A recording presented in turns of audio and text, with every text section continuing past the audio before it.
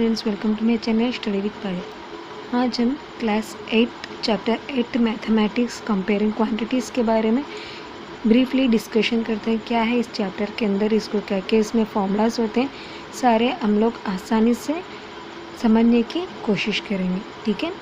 Actually ये chapter एक ऐसा चैप्टर है, इसमें आपको कोई भी पैसे उधारी लेते वक्त उस पर जो भी इंटरेस्ट लगता है, उस इंटरेस्ट के बारे में डिटेल समझना ही इस चैप्टर का मेन एक सूचना है।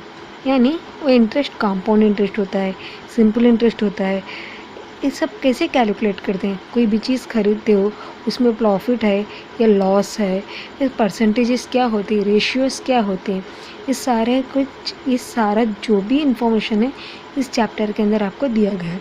इसका मतलब कंपेयरिंग क्वांटिटीज़ चैप्टर का नाम है। मतलब क्वांटिटीज़ यानी कोई भी क्वांटिटी, धारा बोलते हैं हिंदी में धारा बोलते हैं। कोई भी क्वांटिटी, जिसकी भी क्वांटिटी रहती है उसको कंपेयर करना। किसी की भी क्वांटिटी, भले पैसों की हो, कोई भी चीज़ की हो, उसकी क्वांटिटी को कंपेयर करना कंपेयरिंग क्वांटिटीज़ होता है। उसमें पहले आप लोग पढ़ेगा अबाउट रेशियो। रेशियो क्या होता है? Ratio comparing by division is called ratio. Compare कैसे करते हैं? डिवीज़न करके कोई भी चीज़ को कंपेयर करते हैं, उसको क्या कहते हैं? रेशियो। जैसे एग्जांपल 5 को मैं 10 से कंपेयर कर रही हूँ। 5 को मैं 10 से कंपेयर कैसे कर रही हूँ? डिवीजन से। 5 को 10 से कर रही हूँ, वो भी डिवीजन से कंपेयर कर रही हूँ। जो आंसर आता है 5 1s 5 2s, इसको क्या कहते हैं? रेशियो। इसको क्या कहते हैं? Ratio. And the quantity is written in the ratio have the same unit, that ratio has no unit. यानी इस रेशियो को कैसे लिखते हैं? एक सेम मात्रा में लिखते हैं, बीच में ईस्ट डालते हैं, इसको ईस्ट 2 कहते हैं। Equality of 2 ratios are called proportion. ये दो इक्वालिटी के बीच में जो रेशियो है ना, इसको ईस्ट कहते हैं। इसको एक्चुअली इसका नेम प्रोपोर्शनल होता है। अब देखो, प्रोडक्ट ऑफ एक्सट्रीम्स जो भी रहता है वो किसको इक्वल रहता है? प्रोडक्ट ऑफ मीन्स को इक्वल रहता है। और परसेंटेज क्या होता है? परसेंटेज का मतलब कोई भी 100% तो अपन ज़्यादातर 100% देते हैं ना। मैं 100% काम कर सकता हूँ। 100% यानी अपना टोटल लेवल को 100%। मतलब परसेंटेज को हमेशा किससे डिनोट करते हैं? 100 नंबर से डिनोट करते हैं। The result of any division, कोई भी डिवीजन का कोई भी रिजल्ट हो, कोई भी चीज़ को डिवीजन कर तो कोई भी रिजल्ट हो, अगर उस कोई भी आंसर आता है, अगर उसको 100 से अपन डिवीज़न कर दें, यानी वो कोई भी नंबर द डिवाइज़र, उसको किससे डिनोट करते हैं? परसेंटेज को इस सिंबल से डिनोट करते हैं। और परसेंटेज हमेशा 100 में डिवाइड में। आपको बोला कि 25% मैं अच्छे से पढ़ सकती हूँ, इसका मतलब आप 25% किस में से अच्छा पढ़ सकते हो? आपके 100% में से 25% अच्छे से पढ़ सकते हो ना। बाकी का आप 75% अच्छा नहीं पढ़ते हो। इसका मतलब जो भी परसेंटेज है किससे डिपेंड होता है? 100% पे डिपेंड होता है। नेक्स्ट है प्रॉफिट और लॉस के बारे में पढ़ते हो। कॉस्ट प्राइस होते हैं और सेलिंग प्राइस पे डिपेंड होकर अपने को प्रॉफिट और लॉस का पता चलता है। कॉस्ट प्राइस वो होता है जो हम लोगों ने चीज़ को कितने पैसे में ख़रीदा है। सेलिंग प्राइस वो होता है उसी चीज़ को हम लोगों ने कितने पैसों में बेचा है। जैसे मैंने एक बुक को 100 रुपीज़ में खरीदी हूँ, यानी बॉट की हूँ, ये मेरा क्या है? Cost price.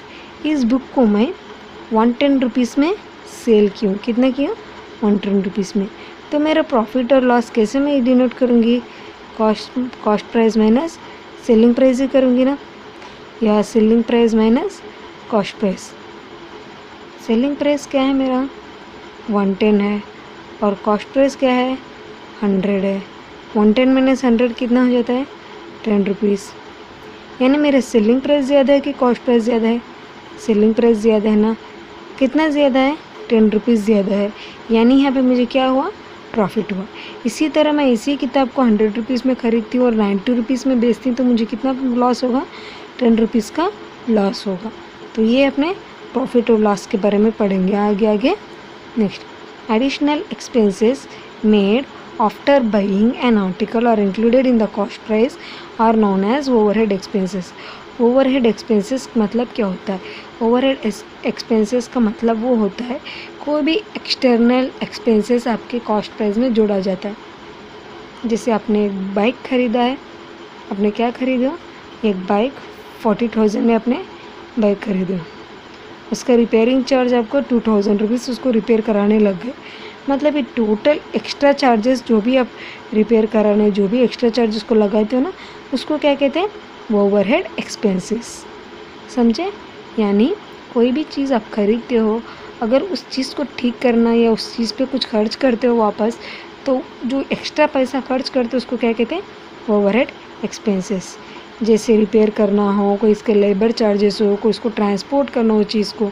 अभी जैसे आपने कहीं बाहर की जगह उस चीज़ को ख़रीदा है, जैसे आपने दिल्ली में आप कोई भी दिल्ली से आप रामपुर में रहते हो या आप राजस्थान में रहते हो, तो आपने दिल्ली से एक व्हीकल ख़रीदा, समझो एक बाइक ख़रीदा, तो वो बाइक आपको 40,000 में मिलती है। वो बाइक आपको 40,000 में, पर उस दिल्ली से राजस्थान आने के लिए जो बीच में चार्जेस लगते हैं ना, उस चार्जेस को भी क्या कहते हैं? Overhead expenses. समझे? कोई भी चीज़ खरीदते हैं, उस चीज़ को ठीक करना या उस चीज़ को अपने तक लाने के लिए, यूज़ करने के जैसे लायक कराने के लिए तक अपने को जो भी एक्स्ट्रा खर्च लगता है ना, उसको क्या कहते हैं? Overhead expenses. नेक्स्ट होता है डिस्काउंट। डिस्काउंट क्या होता है?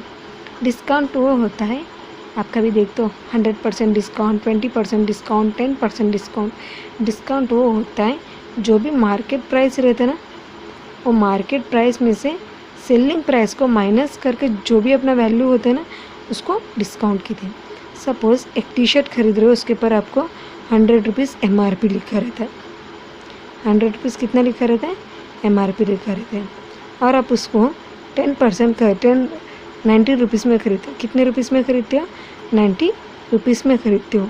यानी जो market price minus sale price, आपने कितने में बेचा? 90 में बेचा। यानी 100 माइनस 90 कितना हो जाएगा अपना? 10। यानी आपका परसेंटेज कितना डिस्काउंट मिला? 10% का आपको डिस्काउंट मिलता है। Discount can be calculated when the discount percent is given. Discount कब कैलकुलेट किया जाता है? जब कोई डिस्काउंट का परसेंट दिया जाए। जैसे discount is equal to discount percent of market price. Discount is equal to discount percent of market price. ये तो मैंने बोला था। Additional expenses made after buying an article और included in the cost price are known as overhead expenses. कोई भी चीज़ आप खरीदते हो, उसके ऊपर कुछ एक्स्ट्रा पैसा खर्च होता है उस चीज़ के ऊपर। जैसे आपने एक ड्रेस खरीदो, ड्रेस नहीं खरीदा आपने, एक कपड़ा खरीदो। क्या खरीदो? एक कपड़ा, 2 मीटर का कपड़ा खरीदो। इससे आपको शर्ट सिलवाना है। 2 मीटर का कपड़ा आपने 100 रुपीज़ में खरीदो। 2 मीटर का कपड़ा आप 100 रुपीज़ में खरीदो। इसमें शर्ट सिलाने के लिए टेलर को आप 200 रुपीज़ दे दो।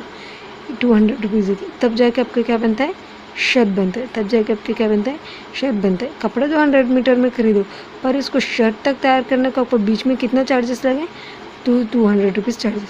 मतलब ऐसे जो एक्स्ट्रा चार्जेस लगते हैं ना, उसको क्या कहते हैं? Overhead expenses. यानी cost price is equal to, cost price क्या है? Cost price is equal to buying price plus, यानी बाइंग प्राइस 100 रुपीज़ है, ओवरहेड एक्सपेंसेस कितना है? 200। तो ये अपना क्या हो गया? टोटल शर्ट अपने को 300 रुपये में सिला गया। यानी अपना कॉस्ट प्राइस क्या हो गया? 300 हो गया। Next, sales tax is charged on the sale of an item by the government and is added to the bill amount. आजकल government tax GST, VST, VAT ऐसे टैक्स कुछ ना कुछ लगा रही है ना कोई भी सेलिंग आइटम्स पे, तो उस टैक्स को लगाने को क्या कहते हैं? Sales tax. उसको क्या कहते हैं? Sales tax. कहाँ कहाँ कोई भी सेल, कोई भी आइटम के ऊपर लग के आता है, वो गवर्नमेंट से लगाया जाता है। सेल्स टैक्स का मतलब होता है tax percent of bill amount. कोई भी वो लोग GST परसेंटेज वगैरह देते हैं ना, उसको यूज़ करने के लिए सेल्स टैक्स यूज़ करते हैं। नेक्स्ट अपना मेन है सिंपल इंटरेस्ट और कंपाउंड इंटरेस्ट। सिंपल इंटरेस्ट वो होता है if the principal remains the same for the entire loan period, then the interest paid is called simple interest. यानी आप कोई भी अमाउंट उधारी पे लेते हो, जैसे आपने 10,000 3 साल तक आपने 10,000 किसी से उधार लिए। अब 3 साल तक आपका अमाउंट का प्रिंसिपल सेम रहता है। 3 साल तक सिर्फ आप 10,000 पे ही ब्याज भरते हो, तो उसको क्या कहते हैं?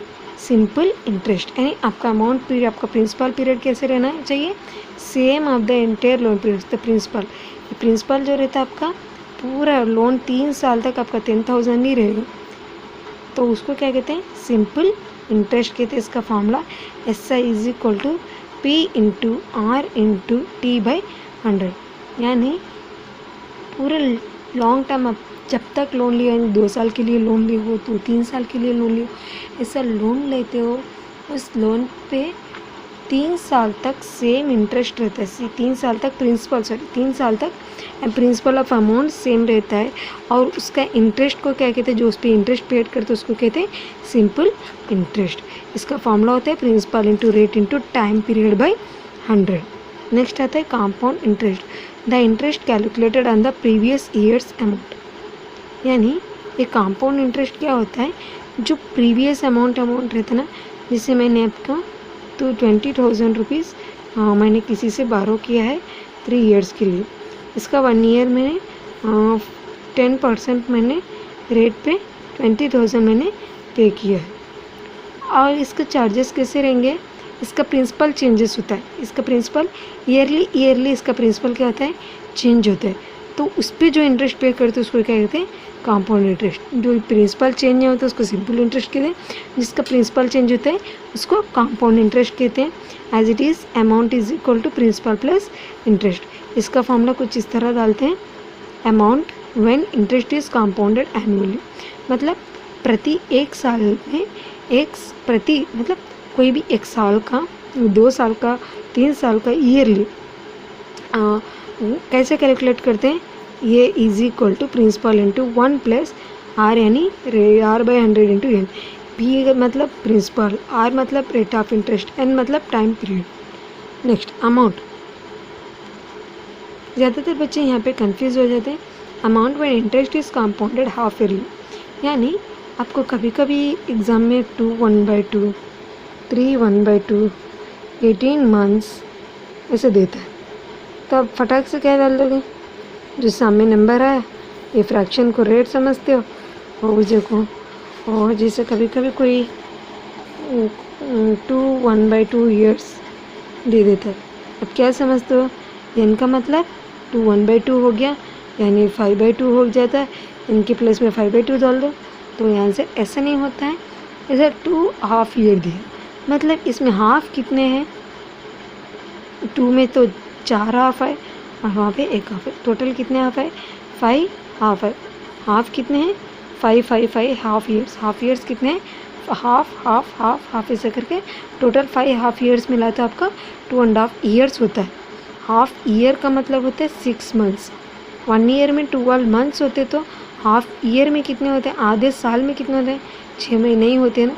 तो उसी प्रकार हाफ ईयर जब गिनते हो तो उसका फार्मूला होता है P of 1 plus R/100 whole power 2/n, where यहाँ पे रेट ऑफ इंटरेस्ट R/2 लेते हो और N 2N लेते हो।